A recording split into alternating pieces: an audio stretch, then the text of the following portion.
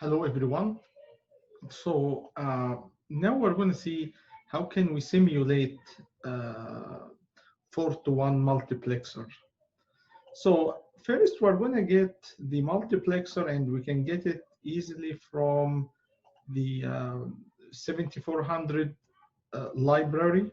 So if you type here 74151A, this would be the multiplexer.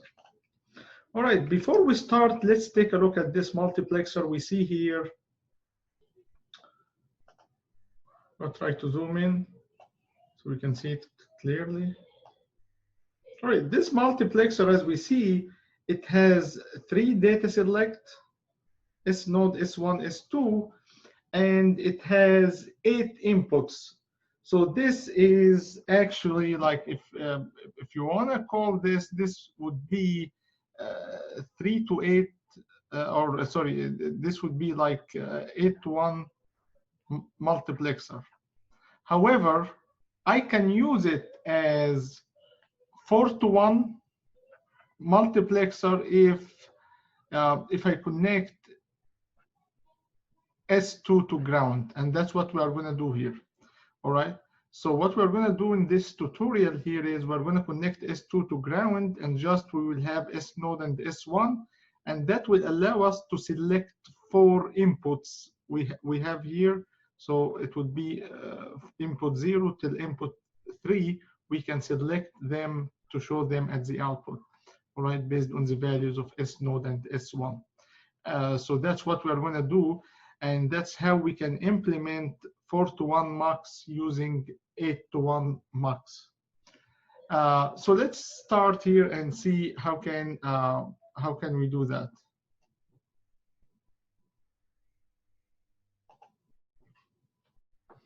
All right, so we're going to start with assigning signals to the 4 inputs and to the data selectors we have here, S node and S1, and then we're going to observe the output. So let's see how we can do that. First, to assign like signal to the data selector, we're going to use this library we have here. And the data selector, as we see, they are 1-bit data selector. So we're going to use dig stimulus 1 or DIGSTIM1.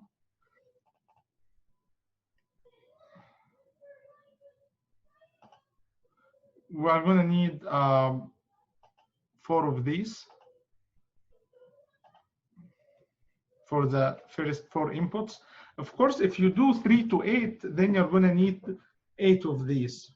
All right. So here it depends like what you're going to do. Here we have the selectors. I could assign them separately, or I could assign them together, all right, using a bus by using digital stimulus 2. 2 stands for 2-bit, all right, and that will allow us to assign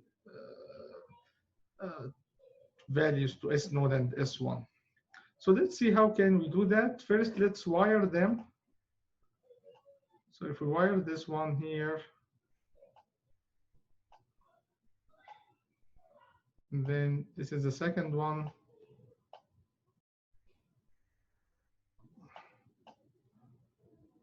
Third line.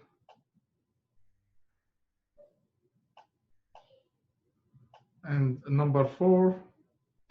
And then this one will be connected using a bus. So let's have a bus here.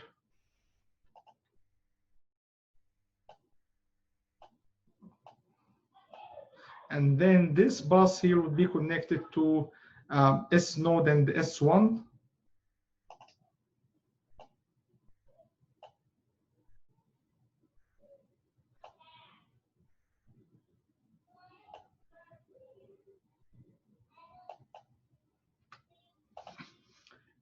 Now we need to have some enable signals here. So this is active low, as you see, it's E bar. We have a bubble.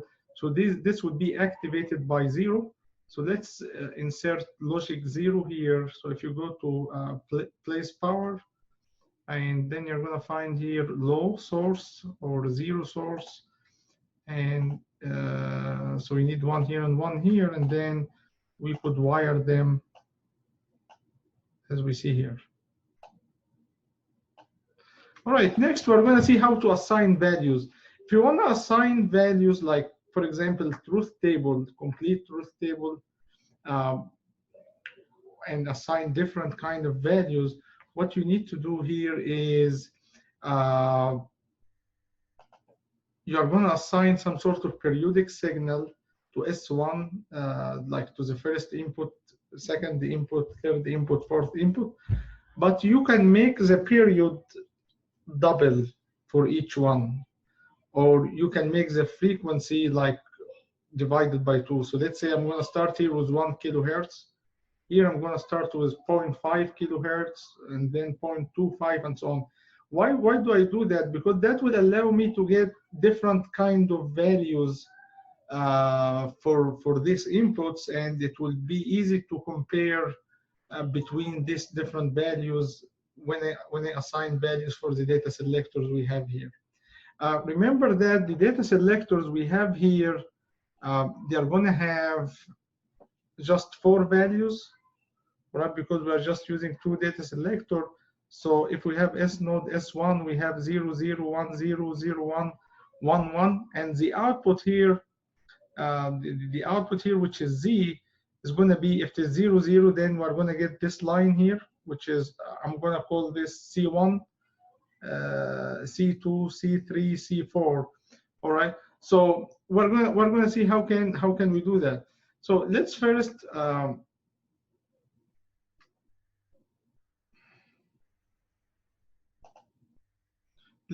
try to assign some values here for each input. But before we do that, we need to give some sort of alias, or we need to name each wire we have here. So I'm going to make it here C1, and then click. Now you don't need to click here again and come to make C2. Just keep clicking here. It will give you C2, C3, and C4, and so on. Now those 2 lines are different. They are select lines. So I have to click here again, and then I will make it select 0, and this one would be select 1. And now this is the bus here. So the bus, we also need to, we have to give it a name. And the name here, it has to be select and square bracket, and then start from the most significant bit to the least significant bit. So it will be 1 to 0. And just click here, so that will give you the bus here. So that here basically tell the simulator that this is the least significant bit, is select 0, and select 1 is the most significant bit. Then what we're going to do is we have also to name this according to the line we have here. So this would be C1, and this here would be C2, and C3 implementation, and then this would be C4. And this would be cell or select. All right, next we need to set up each input we have here. So I'm going to start by setting up this input. So let's see how can we do that.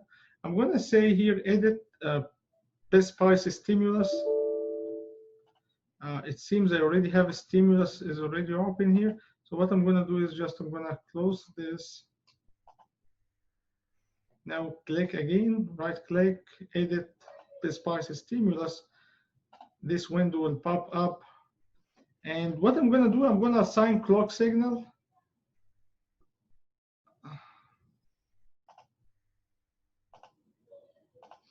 So I'm going to assign a clock signal here. Okay. And I'm going to make it, I'm going to start with 1 kilohertz duty cycle 0.5. I click OK. So that will give you this signal we have here for C1 for the first input we have. Next, I'm going to assign signal. So what you can do is you could just go here, make new stimulus. You already know the name of each input, right? C1, C2, C3, and so on. And now give it, make it also a clock. And I'm going to give it half the frequency here, 0.5K. And now let's see how the signal will look like. So if you give it 0.5K, the period here is doubled, all right?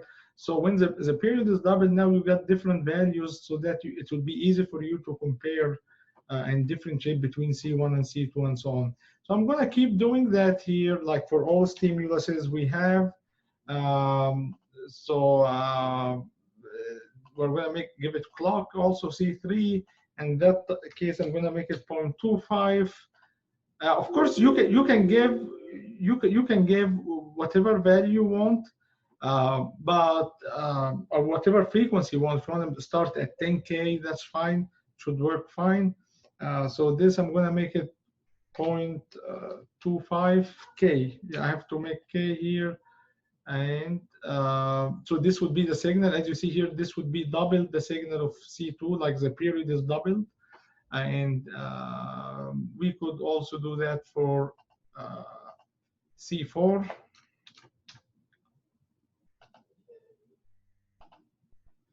And this, let's make it 0.125K. All right, so now we have all our inputs.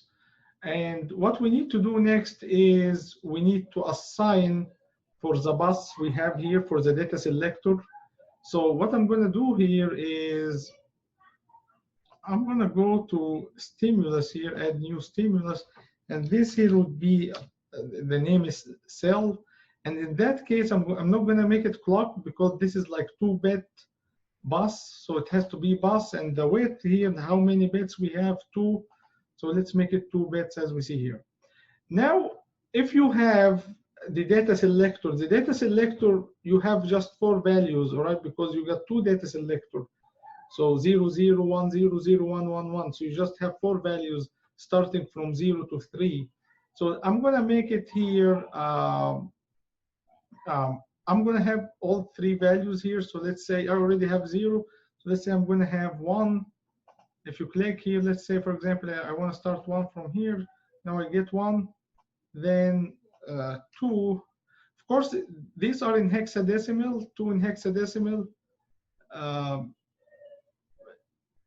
All right, so, but we could show it also in binary if we want. Then let's make it 3. And for example, let's start here 3. All right, can we have 4? I'm going to try to make 4 here. Let's see what will happen. Of course, we cannot have 4, right? Because remember, this is, we just have 2 data selector, right? 2 to power 2 is 4. So we start 0, 1, 2, 3 only. That will give you the 4 values. So we don't have 4, we don't have 5 here.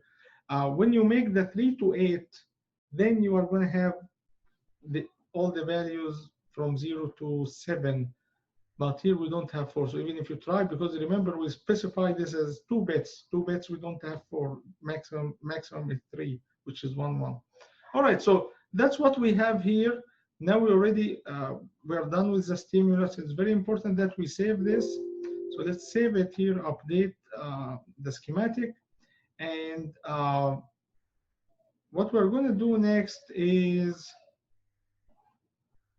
I could click on this here and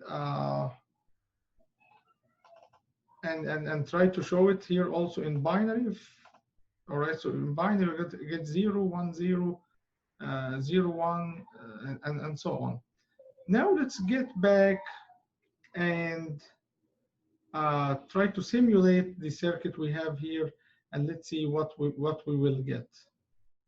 Of course, also just notice here until 1, this one run till 16 millisecond. So I could run my simulation till 16 millisecond. If you want to extend it to till 20 or 22, it's up to you. But I'm gonna make it just till 16 millisecond as we have here. Now let's get back here and let's get our simulation ready. So just give it any name.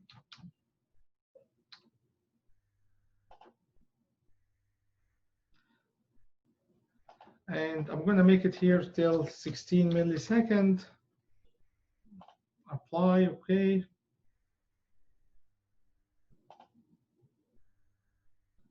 And what we're going to do next is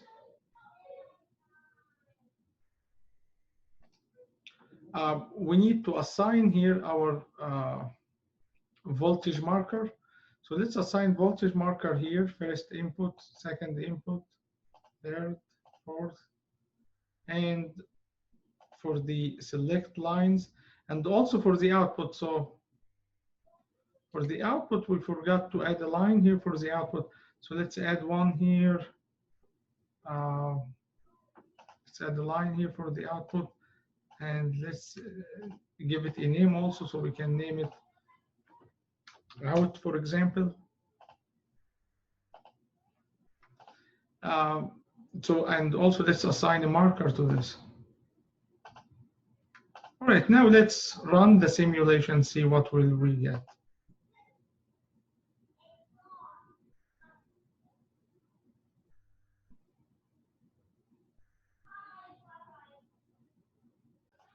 All right, so after that, another window will pop up as we see here. And now let's see what we got here and how do we understand this. So what we see here is when the select line is 0, of course, 0 means 0, 0 here, and this would be 1. Of course, it shows here in hexadecimal, but this is 1, 0, and this is 2, 0, 1, and then this would be 1, 1. All right, so those are the 4 values. When it's 0, 0, you notice that C1 shows at the output. So this here is C1, all right, from here to here. And now when we have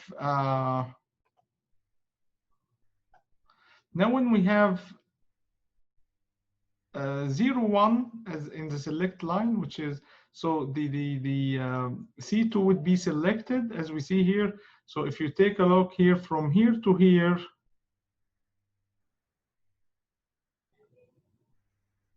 we're going to have I believe I went down a little bit. We're going to have here the second signal, all right, which is C2. So this here is, from here to here is C2, and so on. And here you are going to find the third signal, C3.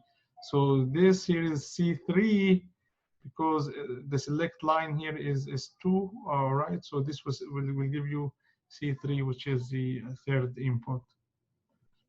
And then when you got 3 here, this will give you C4 will show up here. So this will match C4, which is from here to here is C4. So this will match C4. So hopefully that give you a good understanding of the multiplexer. You could also make it use the same multiplexer for 8-to-1 multiplexer. Of course, it's initially 8-to-1 multiplexer by activating all inputs, like from I0 to I7. And now you are going to need to use the 3 data selector from S0 to S2. Thank you for watching, and please let me know if you have any questions.